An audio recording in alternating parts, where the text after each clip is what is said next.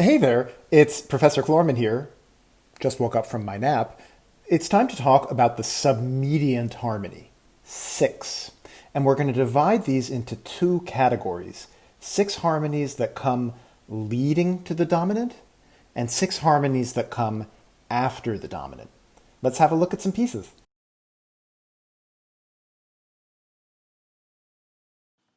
Let's start with a hymn by Jeremiah Clarke.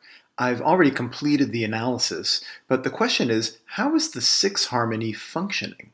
Is it a tonic function, subdominant, or dominant? What's its role within this chord progression?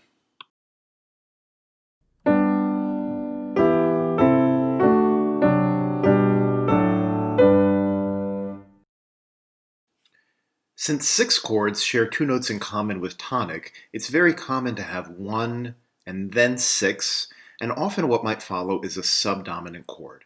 In this case, you can think of the six as like a transition from the tonic part of the phrase to the subdominant part of the phrase. One thing you often see, as we have here, is a bass line that essentially makes a kind of an arpeggio, G, E, C, moving from 1 to 6 to 2, 6, or to 4 as a subdominant. That subdominant moves to a dominant, but instead of going to a cadence, there's an evasion of the possibility of a cadence here. That is, 5 goes to 5, 4, 2, the seventh of the chord in the bass, 4, 2. So that seventh has to resolve down. That gets us to 1, 6, and we move through a voice exchange using something called a passing 6-4 to get from 1, 6 to 1. We'll learn about passing 6-4s in a few weeks. Have you ever had a big deadline that was difficult to meet? Well, Mozart wrote this sonata the day before he premiered it for the Emperor, but he was running a little late, so he wrote it in just 1 hour, he said, between midnight and 1 in the morning. As far as the harmony goes, let's have a listen. We're just going to hear the piano part since the introduction is piano alone before the violin enters. So we're listening and looking for a sixth chord, and the question is, how does that sixth chord participate in the phrase in terms of the functions? Is it part of the tonic function, subdominant, dominant, that sort of thing? Let's have a listen and then do some analysis.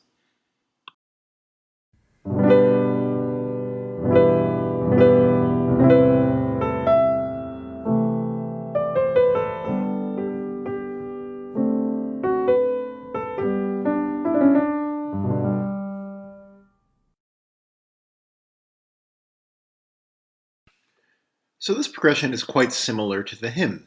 We move from 1 to 6 to 2, 6 as a subdominant. Again, we have an arpeggio in the bass, G, E, C. From the subdominant, we move to cadential 6-4, 5-7, and then to 1 for a perfect authentic cadence.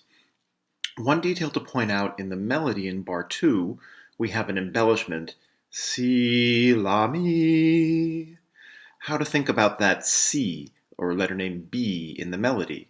Well, it's a repeated note from bar 1. In fact, it's a common tone between the 1 chord and the 6 chord, but then when we have the 2-6 chord, the B is no longer part of the chord. So what type of non-chord tone is that? That would be a suspension, a restruck suspension that moves from a seventh above the bass down to a sixth above the bass, a 7 to 6 suspension.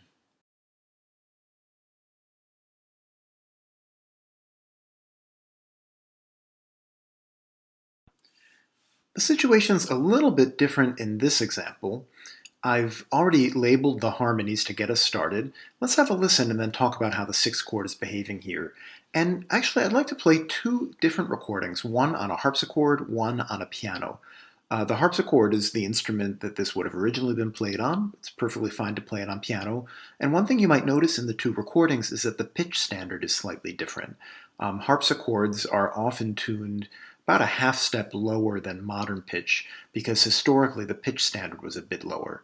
So if you have perfect pitch, the harpsichord recording might sound more like G flat major than G major.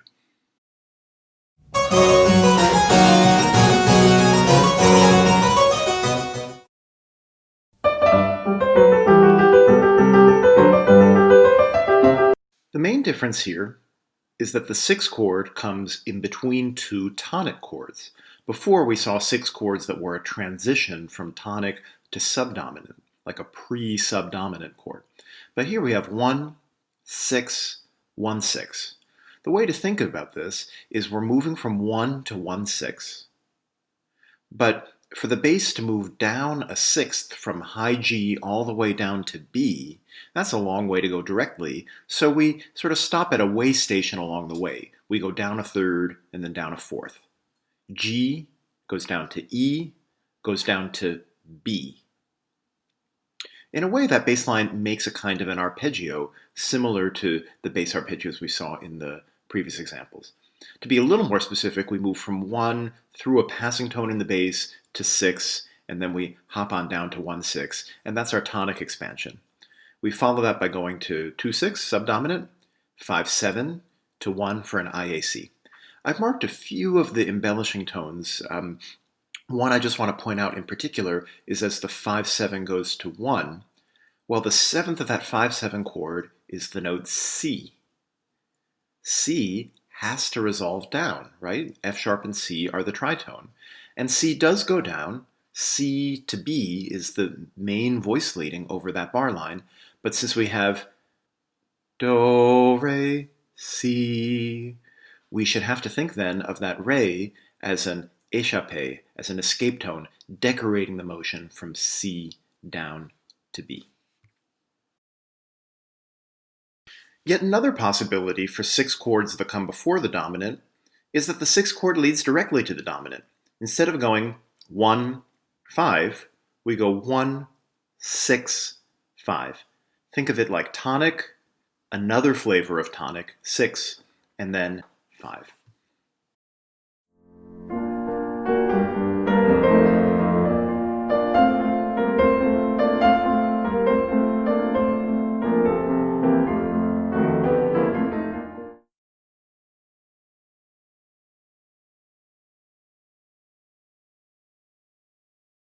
Okay, now let's change gears. I'd like to focus on situations where we have 5 chords going to 6 chords.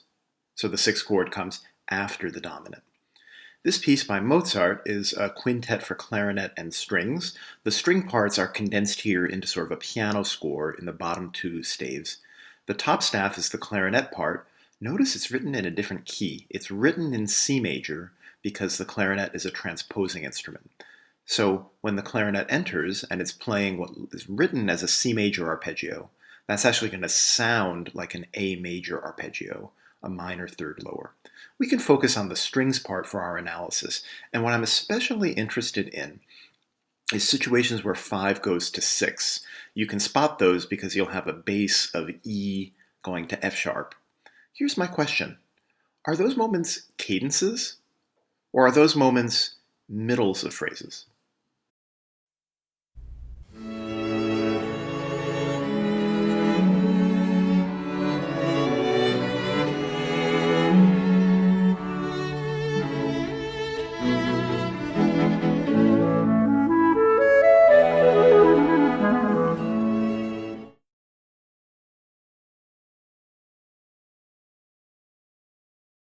This is a very important point, if I do say so myself, namely, the first cadence in this piece falls on the downbeat of bar 7. Follow me from the downbeat of 5. We're on a 4 chord, which is a subdominant harmony. We have a passing harmony, move in bar 6 to another subdominant, so still subdominant. 4 basically goes to 2, then 5, 7, then 1 for an imperfect authentic cadence on the downbeat of bar 7.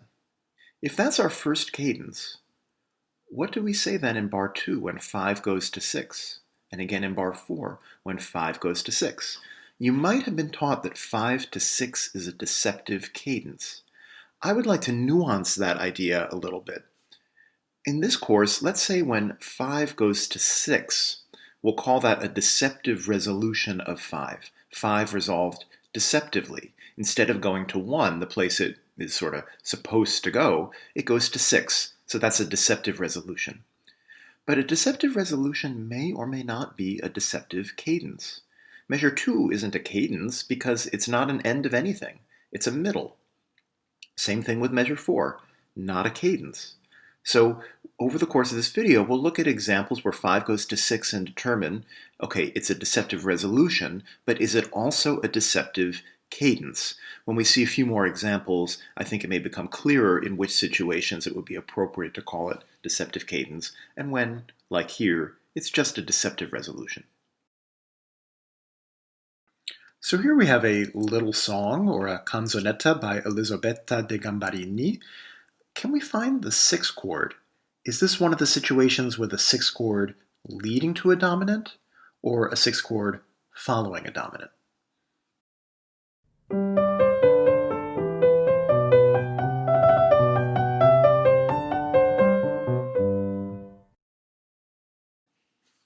Well, once again, we have 1, 5, 6. The 5 resolves deceptively to 6. But that's not a deceptive cadence, because it's only measure 2. It's a middle. It's not an end of anything. And so I think the longer idea is that the first 3 bars are a tonic expansion. After the 6, we get to a 1-6. Then we have 4, but that goes back down to 1-6. So that 4, if you focus on the bass, we could think of as a neighboring chord. Then the end of the progression, 4, 5, 7, 1, for an imperfect authentic cadence. When we arrive on that cadence, notice in the melody we have C going down to B, or in solfege, Do going down to C. That's an embellishing tone. What type of embellishment? Well, it's a strong beat dissonance that repeats a note from the previous harmony and moves down by step. This is a re-struck suspension.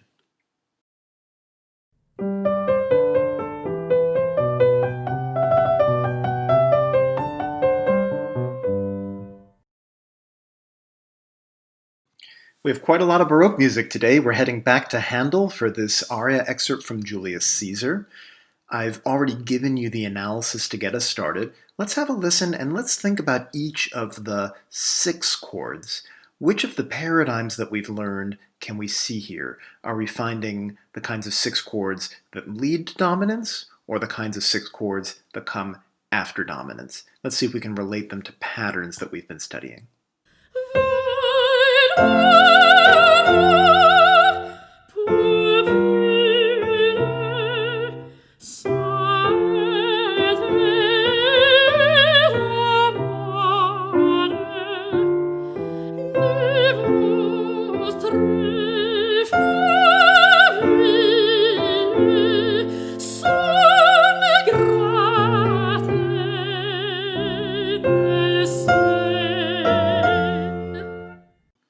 Well, let's discuss each of the 6 chords in this example. So let's start with bars 3 to 4. Here we have 1, 6, 2, 6. This is the situation where the 6th chord helps us to get from the tonic function to the subdominant function. Notice the bass is an arpeggio, scale degree 1, 6, 4, hopping down in thirds. So that's the situation there. Compare that to the situation in bars 5 and 6. We have a 1 chord goes to 6, goes to 1-6. So this is sort of the tonic expansion sandwich situation, where the bass is moving from 1 all the way down to 1-6, and we sort of hop on 6 on the way as a kind of a way station. Instead of leaping all the way down a 6th, we skip down a 3rd and then skip the rest of the way down. So both of these 6 chords are expansions of tonic, but the difference is the first one, in bar 3, is moving to subdominant function, whereas in bars 5 and 6, the 6th chord is within the tonic function. Last thing to say about this example, if you listen to the very end of it, notice I wrote PAC with an asterisk. What makes that not quite a PAC? Well, take a look at the bass. To have a PAC, we need a bass that leaps from 5 to 1 in the bass. But here, instead of leaping from 5 to 1, we have kind of a decoration of where we might have expected a 1 in the bass. We have 3, 2, 1, which somewhat softens the effect of this cadence, makes it not quite a PAC.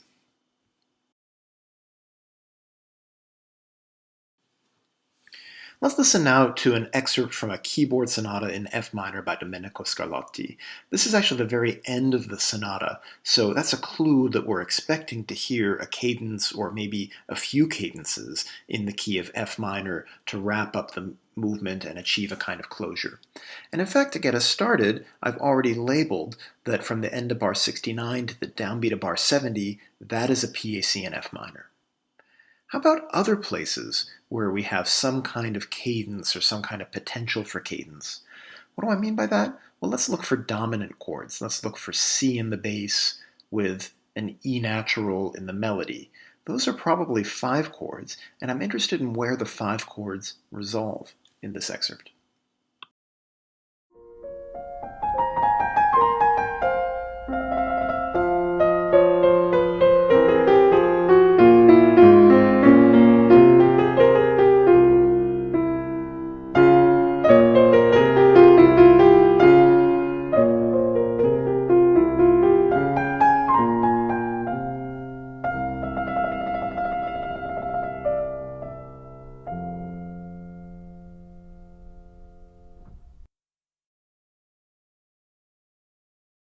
A few things to highlight in this example.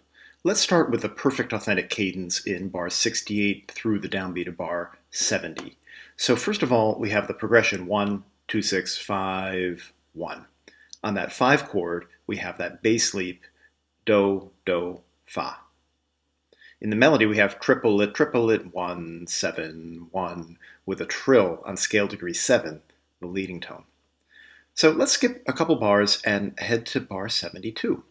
Here, now the left hand is in bass clef, we have a 5 chord with that octave leap, something we often see at cadences. In the melody, we have triplet, 1, 7, with a trill on that scale degree 7, on the leading tone. So we have every reason to expect a perfect authentic cadence. But instead, 5 does not resolve to 1. 5 resolves in 73 to 6. This is a deceptive resolution, and it's a deceptive cadence. The reason is we have a context that led us to expect an authentic cadence, and the arrival, the expected cadential tonic, was replaced with a related harmony, often 6. Then, since that attempt at a cadence was unsuccessful, we try again. So starting from the second beat of measure 73, we have subdominant, dominant, and again, we have that octave leap in the bass over the dominant. Triplet should go to 1, but no, again it resolves to 6, so our second attempt still unsuccessful. We try again immediately afterward. Attempt number 3 still leads to a deceptive cadence. And finally, the fourth attempt at a PAC leads to a successful PAC. So what has this whole process done for us is by delaying, by postponing a cadence that we expect and that the piece really needs to reach a logical conclusion, when we finally get it, it provides perhaps a sense of relief. So we could think of the deceptive cadences as a process of delaying the expected PAC. And often it's immediately followed by other attempts until we reach a successful arrival at that PAC, as in this example.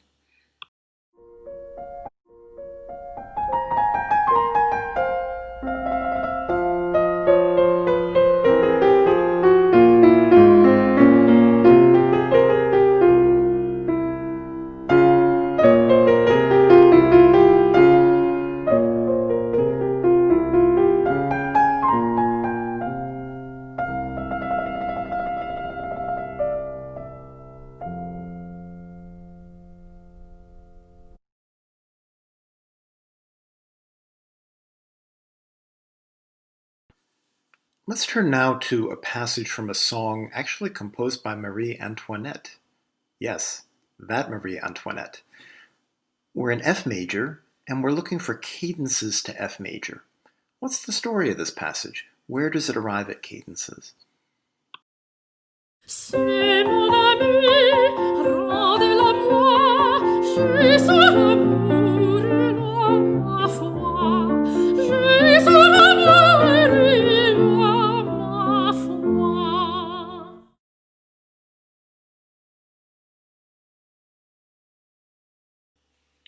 Well, we start off with a dominant pedal, focusing on the bass line, keeping in mind that the piano here has both hands in treble clef. The first 4 bars we have in the bass, do, do, do, do, or the letter name C. So that's a dominant pedal.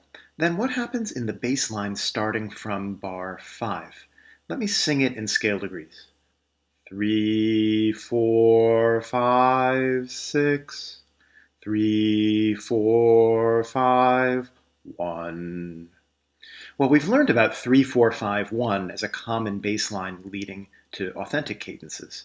Now we have a variation on that. 3, 4, 5, 6, that's tonic, subdominant, dominant, deceptive cadence when the 5 goes to the 6. Then we have our second attempt, 3, 4, 5, 1 in the bass that leads to our successful PAC. Can I point out on these 2 attempts at a cadence, the voice is singing the same text, and the vocal melody is a variation on it. So, j'ai son amour, il a ma foi. Second attempt, j'ai son amour, il a ma foi, for a successful arrival at a cadence. We'll wrap up the Baroque portion of this video with one more passage from Handel. This is an aria from the opera Serse, or Xerxes. I mentioned before that a deceptive cadence is a passage that where we have a 5 that should go to a 1 in an authentic cadence. In other words, a cadential progression that leads us to expect the 5 will go to 1, but where the 1 is replaced by a related harmony, often 6. Often 6, but not always 6. Let's hear what Handel composes in this climactic and very emotionally affecting end of the vocal part from this aria.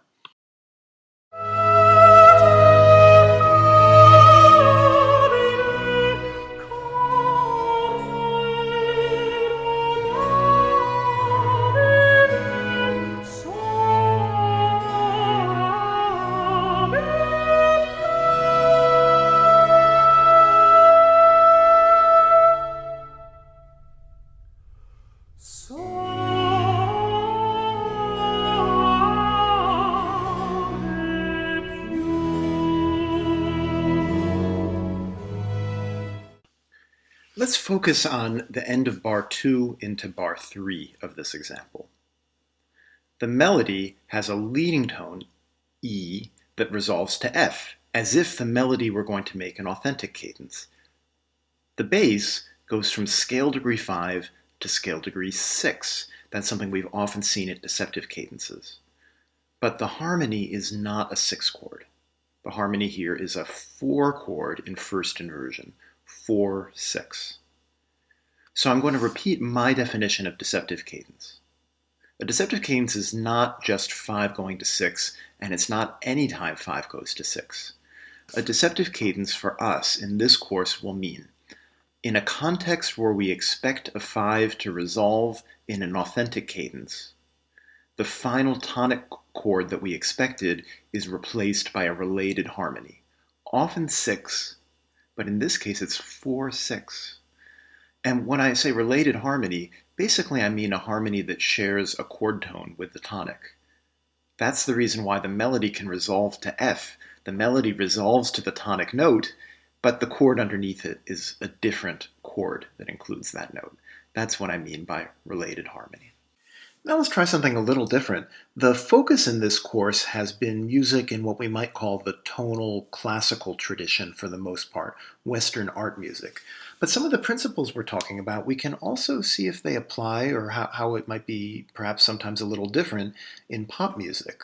So I'm going to end with 2 examples from popular music. This is a song by Enya, and then we'll look at a Beatles tune. What you have here is what you might call a lead sheet. That's the tune, the melody with the text and with the chords. Here we have guitar cymbals for the chords, and underneath we have a kind of a piano accompaniment. I'll play the recording. I've provided some Roman numeral analysis. There might be some questions to ask about how well the practice of using Roman numerals applies to pop music. It's an analytical method that was developed for use with classical music, But let's try it out here, and some things I'd like to think about. We focused in this video on 6 chords, and we focused on the previous video on 4 chords, different ways 4 chords can be used. So let's have a listen to this and think about the behavior of the 6 chords and the 4 chords, and whether we can relate them to some of the techniques we've been studying in recent weeks.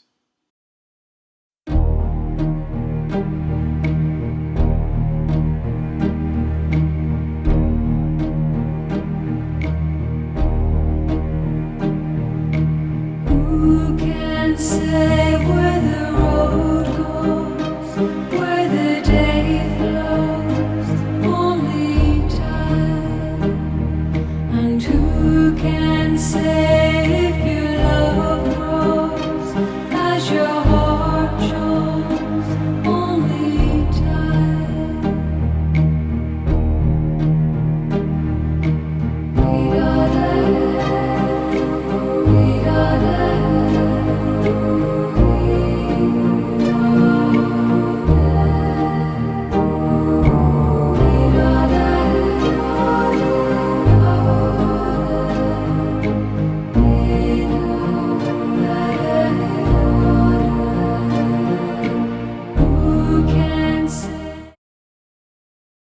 I'll make a few observations about the harmonies here, but I want to make a little warning before I do.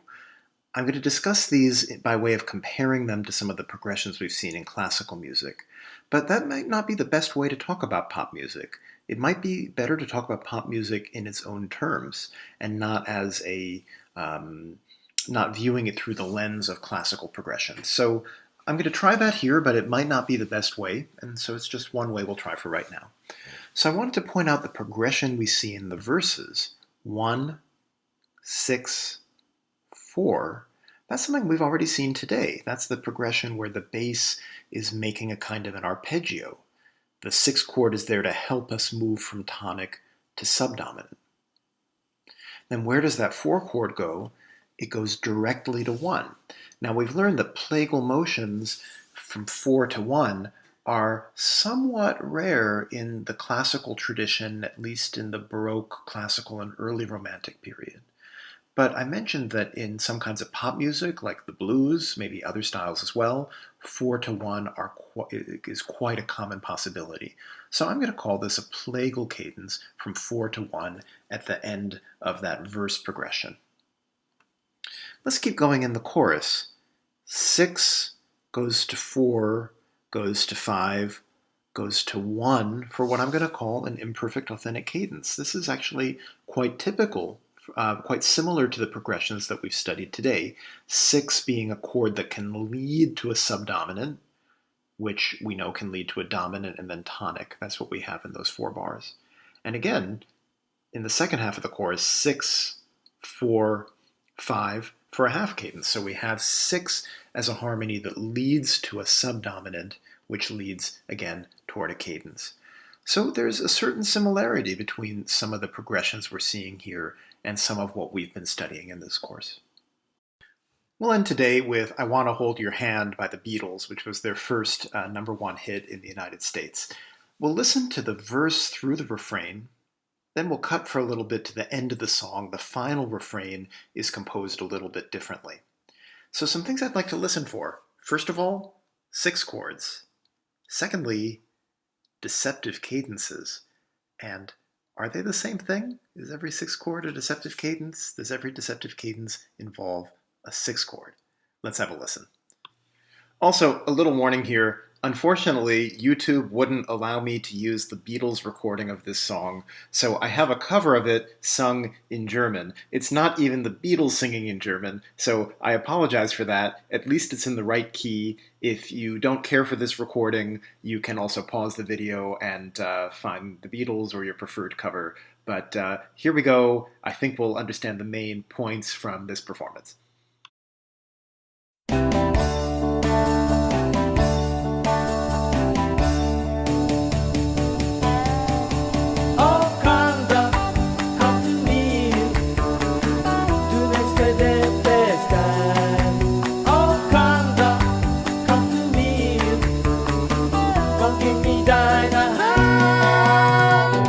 Come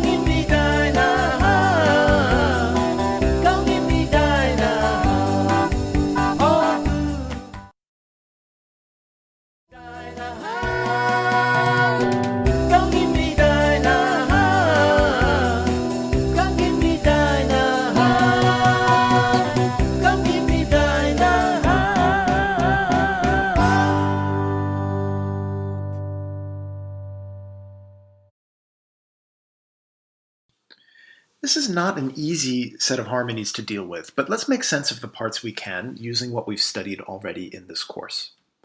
The first three chords, I think, are straightforward. 1, 5, 7 resolves deceptively to 6. And then on the fourth bar, we have a B dominant 7th chord. That's hard to label in the key of G major. I'm going to call it a major 3 chord. Usually 3 chords are minor, but I've called it a major 3 chord, and I'm going to put a sharp next to it to remind us that we added a D sharp. B, D sharp, F sharp. Not a chord we'll usually see in this course in the key of G major, but we have a lot of that chord in this song.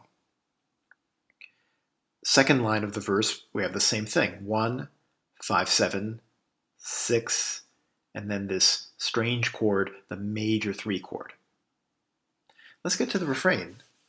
4, 5, 1. Could we think of that as subdominant, dominant, tonic? And then we go from the 1 to 6 to 4, 5, 1.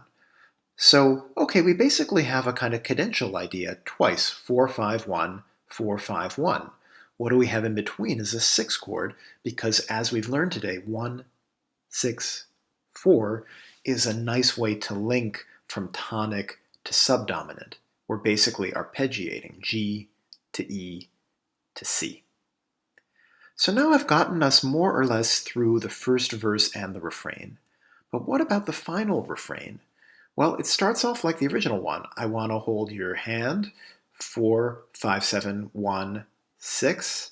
4, 5, 7.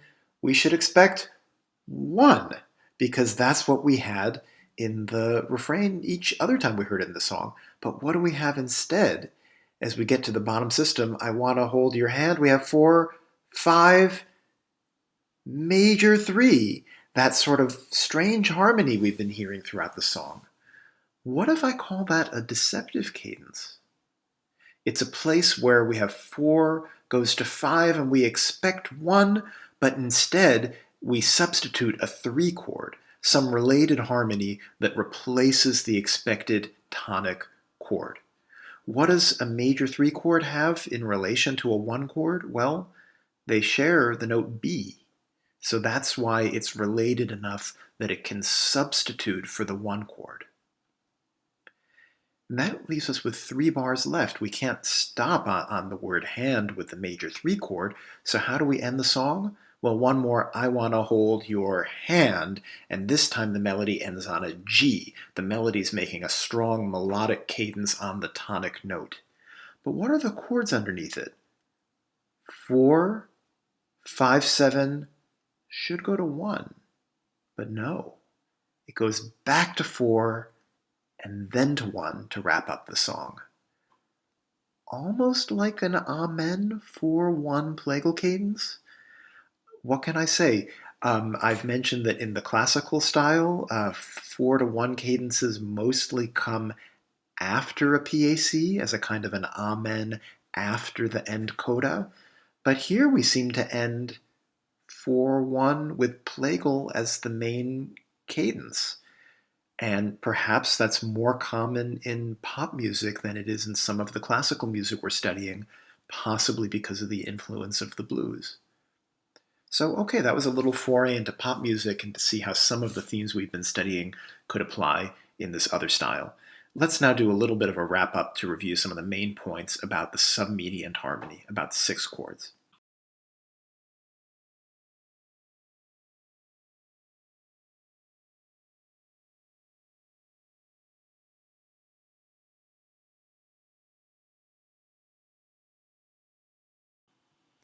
Sorry about the postage stamp size portraits today. We covered so many different composers that we have a lot of people to fit in here. A few points by way of reminder. One thing we actually haven't mentioned yet in this video, but that's worth taking a moment to think about. In major keys, 6 chords are minor. In minor keys, 6 chords are major.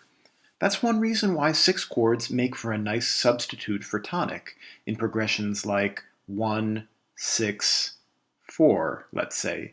The 1 and the 6 are always going to be opposite, major to minor or minor to major. So 6 chords help us introduce a variety of color instead of just hearing, let's say, 1, 1, 4. We have divided different ways of using 6 chords basically into 2 broad categories. The first was 6 chords that are leading to 5. And the most common paradigms we saw was 1, 6, and then a subdominant. So 6 is a transition from the tonic to the subdominant, often involving an arpeggio in the bass. If the progression is 1, then 6, then 4, or 1, then 6, then 2, 6, the bass will make an arpeggio. The other situation we've looked at that's quite common is 5 going to 6. We're going to call that a deceptive resolution in this course, and in some cases, deceptive resolutions are cadences.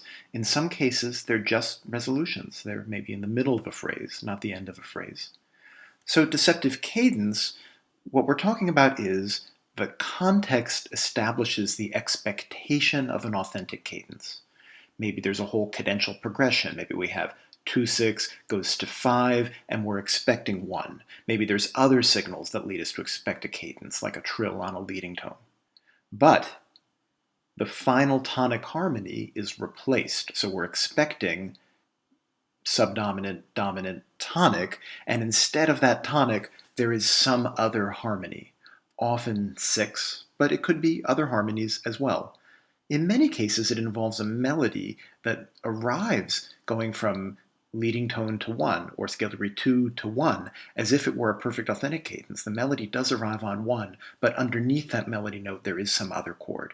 And in many of the examples we saw, this brings about maybe a repetition, a second attempt at a cadence, until we successfully arrive at a PAC. So we can often think of deceptive cadences as a strategy of delay, of heightening expectation, of creating a desire for a subsequent perfect authentic cadence that will fulfill that desire and provide the closure that has been long sought. All right, that's it for today. Have a nice week.